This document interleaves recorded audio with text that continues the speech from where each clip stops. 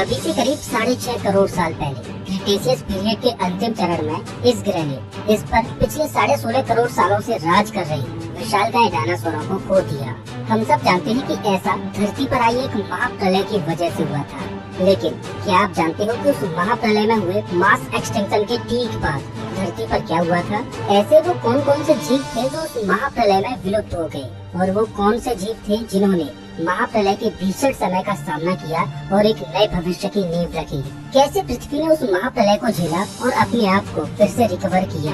ये जानने के लिए हमें समय में पीछे जाकर उस महाप्रलय के दिन को करीब से अनुभव करना होगा। वैज्ञानिकों का मानना है कि अभी से करीब 24 करोड़ साल पहले डायनासोर धरती पर अस्तित्व में आए। उस समय की धरती आज की तुलना में बहुत ही अलग थी। आज आप धरती पर जितने भी कॉन्टिनेंट्स देखते हो, उस समय में ये सभी कॉन्टिनेंट्स आपस में जुड़े हुए थे, और उस समय में धरती पर एक ही बड़ा सा सुपर कॉन्टिनेंट मौजूद था, जिसे वैज्ञानिकों ने पेंजिया नाम दिया। इस समय को ट्राइएसिक पीरियड बोला जाता है। इस समय काल में बहुत ही कम बारिश होती थी, इस वजह से धरती पर सूखा बनी रहती। इस समय में धरती पर डायनासोर इवॉल्व होना शुरू हो गए थे। शुरुआती डायनासोरों का साइज बहुत ही छोटा हुआ करता था, तकरीबन 2 मीटर तक था। समय गुजरता रहा, धरती में बदलाव आते गए और डायनासोरों का विकास होता रहा। अभी से करीब 20 करोड़ साल पहले ट्राइएसिक पीरियड का अंत होता है। धरती अपने एक नए युग में प्रवेश करती है और अपने आप को बदलने लगती है। जो पेंजिया सुपर कॉन्टिनेंट था, वो अब अलग अलग भागों में टूटने लगता है। इस वजह से पृथ्वी पर बड़े बड़े क्रैक्स बनने लगते हैं, जिनमें जगह जगह ज्वालामुखी फटने लगते हैं, जिस वजह से पृथ्वी के एटमॉस्फेयर में कार्बन डाइऑक्साइड और सल्फर डाइऑक्साइड की मात्रा बढ़ने लगी, जिसने पृथ्वी पर ग्लोबल वार्मिंग को बढ़ा दिया। सल्फर डाइऑक्साइड और धूल और गैस के बादलों ने पृथ्वी को घेर लिया, जिसने सूर्य के प्रकाश को पूरी तरह से ब्लॉक कर दिया। कार्बन डाइऑक्साइड और सल्फर डाइऑक्साइड पानी में मिल गए, जिससे समुद्र का पानी जहरीला हो गया। पृथ्वी में आए इन बदलावों ने पृथ्वी के क्लाइमेट को बदल कर रख दिया। इस महाप्रलय ने पृथ्वी पर महाविनाश को जन्म दिया, जिससे पृथ्वी पर बहुत बड़ा मास एक्सटिंक्शन हुआ। इस मास एक्सटिंक्शन में पृथ्वी की 95% से ज्यादा प्रजातियां विलुप्त हो गयी। इस घटना को ट्राइएसिक जुरासिक एक्सटिंक्शन इवेंट के नाम से जाना जाता है।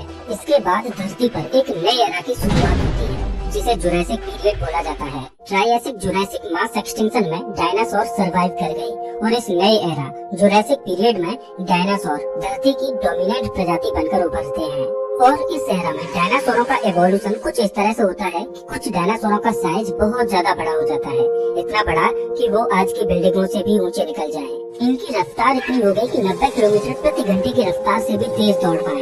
इनका जबड़ा इतना भयानक बन गया कि जिसे भी खाएं उसकी हड्डियों को चकनाचूर कर दें। इसी एरा में उड़ने वाले डायनासोर भी उभर कर आते हैं। चारों ओर डायनासोर फल फूल रहे थे।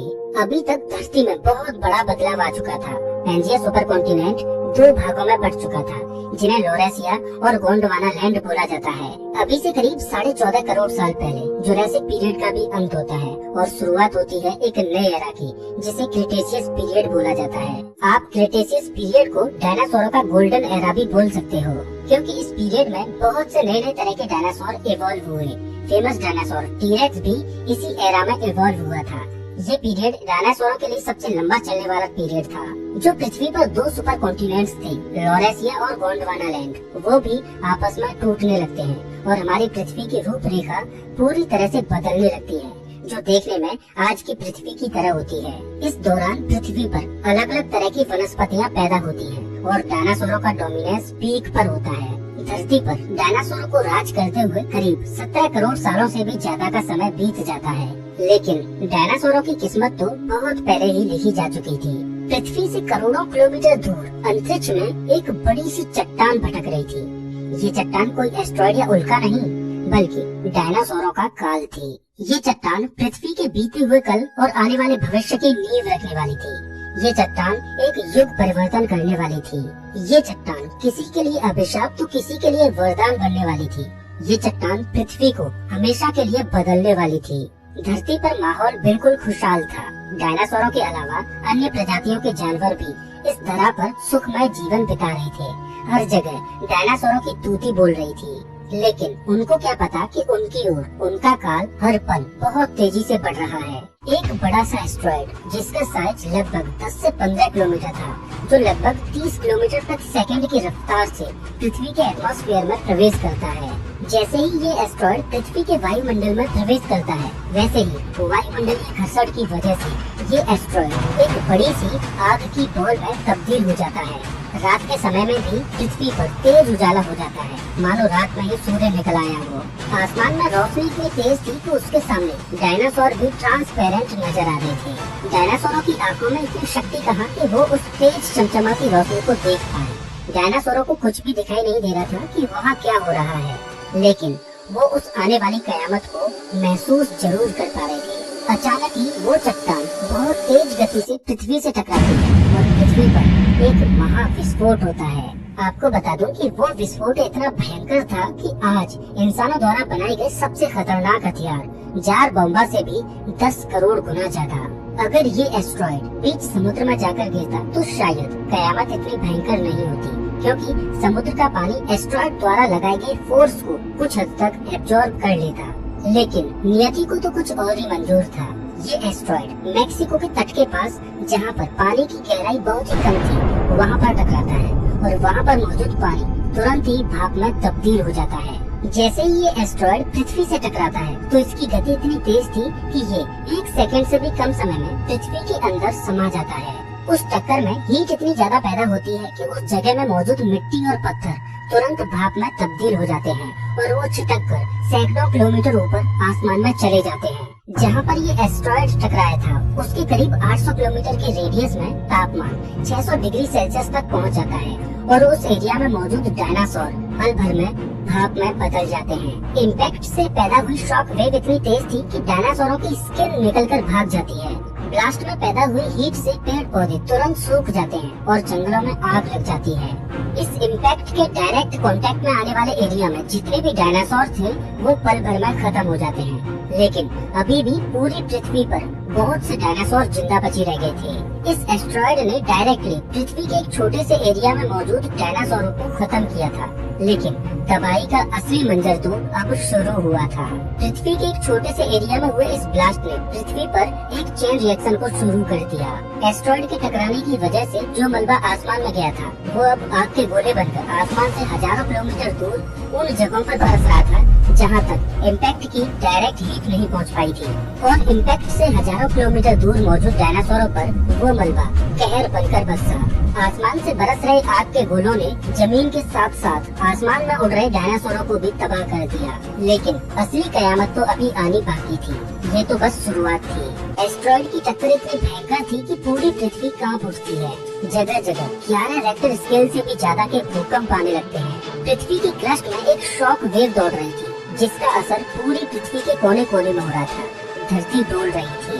आज तक इंसानों ने जितने भी भूकंप सहन किए हैं, ये भूकंप उससे भी 60 गुना ज्यादा तेज था। धरती कांप रही थी और तीव्र भूकंप आ रहे थे, जिसकी वजह से समुद्र में बड़ी बड़ी लहरें बनना शुरू हो गयी, जिन्होंने एक भयंकर सुनामी का रूप ले लिया और समुद्र के तटवर्ती इलाकों को हजारों किलोमीटर अंदर तक भयंकर सुनामी ने अपनी चपेट में ले लिया और तटवर्ती डायनासोर और अन्य प्रजातियां देखते ही देखते खत्म हो गयी। लेकिन कयामत अभी नहीं रुकी थी। इम्पैक्ट की वजह से बहुत ही तेज ब्लास्ट पल्स वेव पैदा हुई, जिसका असर हजारों किलोमीटर दूर दूर तक देखा जा सकता था। ये पल्स वेव इतनी शक्तिशाली थी कि इसकी चपेट में आने वाले डायनासोरों की मोटी चमड़ी तक निकल जा रही थी। 30-30 टन के डायनासोरों को भी ये पल्स वेव आसमान में उड़ा दे रही थी, मानो कि वो कोई कागज के खिलौने हो। इम्पैक्ट को महज 5 मिनट से भी कम का समय हुआ था और पृथ्वी के एक हिस्से में मौजूद जीवन पूरी तरह से तहस नहस हो चुका था। लेकिन पृथ्वी के दूसरे हिस्से में इस महाप्रलय की कोई भनक ही नहीं थी। पृथ्वी के दूसरे हिस्से में मौजूद डायनासोर रोजमर्रा की तरह ही अपनी भूख को शांत करने के लिए संघर्ष कर रहे थे। एक दूसरे से लड़ रहे थे तो एक दूसरे के साथ विचरण कर रहे थे।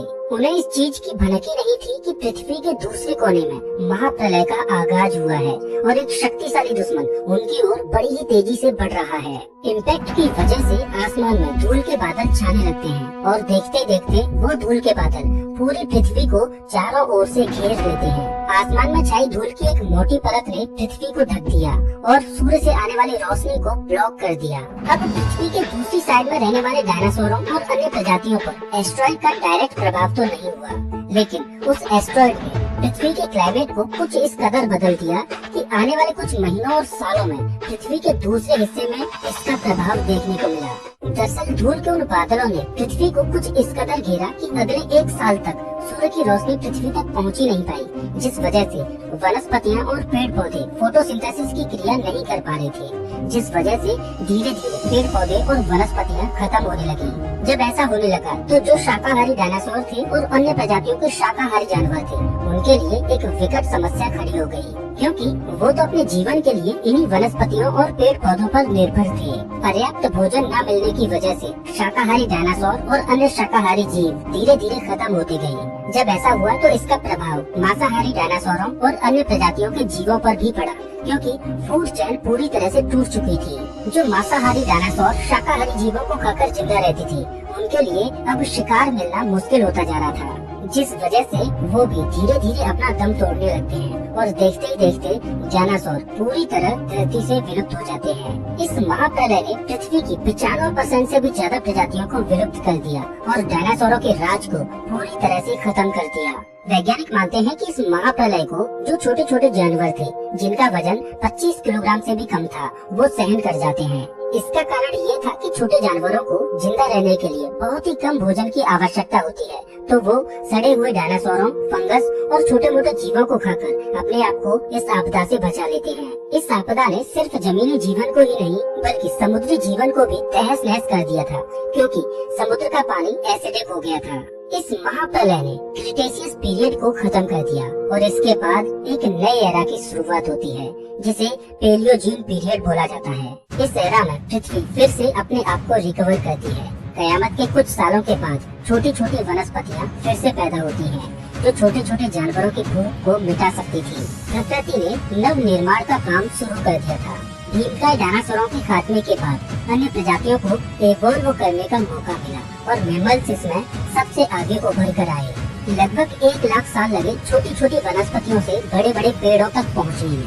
धीरे धीरे प्रकृति में खाना बढ़ता जा रहा था, इसके साथ ही मैमल्स का आकार भी बढ़ता जा रहा था और इवोल्यूशन अपनी गति को पकड़ रहा था। और इवोल्यूशन की उस दौड़ में हम इंसान भी दौड़ रहे थे और 6.5 करोड़ सालों का वक्त लगा हमें इवोल्यूशन की उस रेस को जीतने में और आज का इंसान बनने में, और जिसमें करीब 3 लाख साल पहले ही हम इंसान अस्तित्व में आए। वो महाप्रलय डायनासोरों के लिए तो एक अभिशाप थी, लेकिन हम इंसानों के लिए एक वरदान साबित हुई, जिससे हमें इवॉल्व करने का मौका मिला। अतीत में पृथ्वी ने चाहे कितनी ही महाप्रलयों को क्यों न झेला हो, लेकिन हर बार पृथ्वी ने अपने आप को रिकवर किया है। लेकिन ये बात सच है कि हर महाप्रलय के बाद प्रकृति नए जीवों और प्रजातियों को इवॉल्व करने का मौका देती है और पुराने साम्राज्य को खत्म करती है। अब सवाल ये आता है कि अगली महाप्रलय में क्या होगा। तो जवाब हम जानते हैं कि हम इंसान उस महाप्रलय को झेल पाए या नहीं, लेकिन प्रकृति अपने आप को रिकवर जरूर कर लेगी। अब दूसरा सवाल ये आता है कि अगली महाप्रलय कब होगी। तो इसका जवाब है कि अगली महाप्रलय का आगाज हो चुका है। ये जरूरी नहीं कि हर बार महाप्रलय आसमान से आई किसी चट्टान के द्वारा ही होगी। अगली महाप्रलय को तो हम इंसान बहुत पहले ही शुरू कर चुके हैं, जिसमें हमने अभी तक बहुत से जानवरों को बेघर किया है। अभी तक कई सारी प्रजातियां हमारी वजह से पृथ्वी से विलुप्त भी हो चुकी हैं। हम इस महाप्रलय का शिकार कब बनेंगे, उसकी उल्टी गिनती भी हमने ही शुरू कर दी है। मैं बस इतना ही जानता हूँ कि अगर ऐसे ही चलता रहा तो अगली महाप्रलय से हम ज्यादा दूर नहीं हैं। तो दोस्तों इस वीडियो में बस इतना ही। वैसे आप हमारा ये वीडियो कौन से शहर से देख रहे हो, हमें कमेंट करके जरूर बताएं। अगर आपको ये वीडियो अच्छा लगा हो तो इसे लाइक करें और ऐसे ही वीडियोज के लिए चैनल को सब्सक्राइब करें, साथ ही बेल आइकन दबाएं।